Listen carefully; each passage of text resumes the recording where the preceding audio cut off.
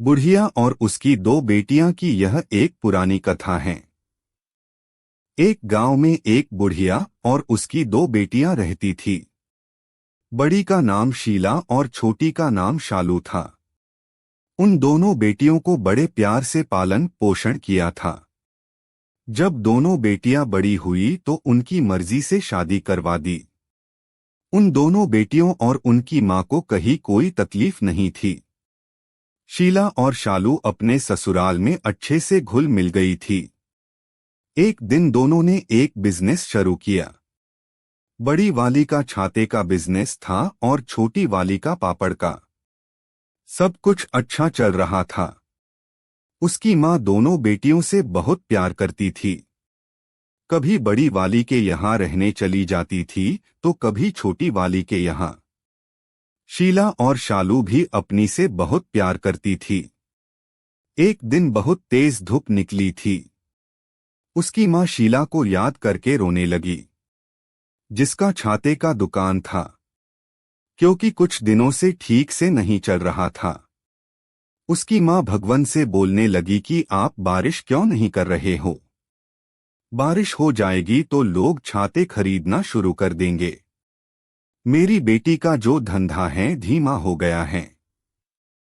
वो अपना परिवार कैसे चलाएगी? इतना बात बुढ़िया ने कहा कि चमत्कार हो गया और बारिश शुरू हो गई। बुढ़िया खुश हो गई और उसके चेहरे पर मुस्कान आ गई।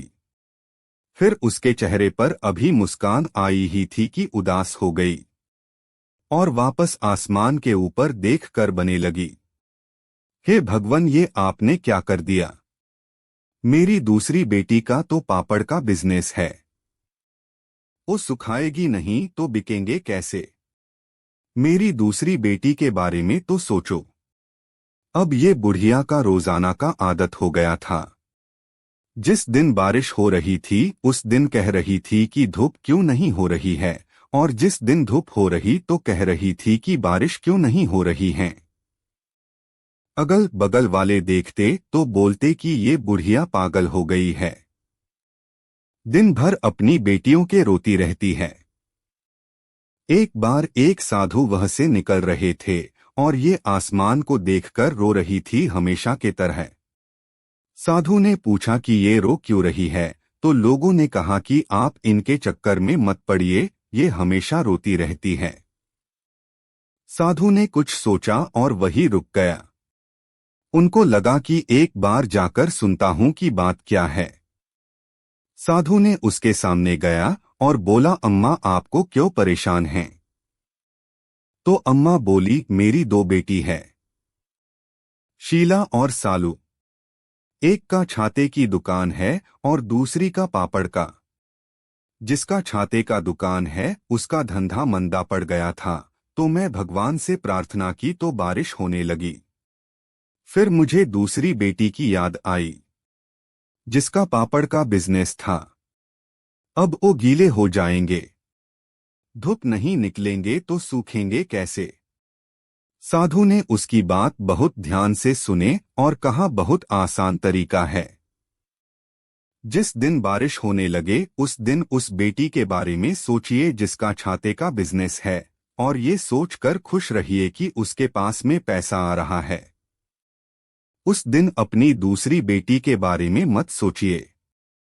जिस दिन धूप निकले उस दिन अपनी उस बेटी के बारे में सोचिए जिसका पापड़ का बिजनेस है। उस दिन उस वाली बेटी के बारे में मत सोचिए जिसका छाते का बिजनेस है। अम्मा को साधु की सारी बातें समझ में आ गई और उसके कही हुई बातों पर चलने लगी और खुश रहने लगी। सारांश, इस बुढ़िया और उसकी दो बेटियां की कहानी से हमें यही सीख मिलती है कि बुरे समय में इंसान की हिम्मत टूट जाती है। जब भी आपके जीवन में ऐसा समय आए तो बहुत ही शांत रहे और अपने आप को संभाल कर रखे। बुढ़िया और उसकी दो बेटियां की कहानी आपको कैसी लगी हमें कमेंट करके जरूर बताएं।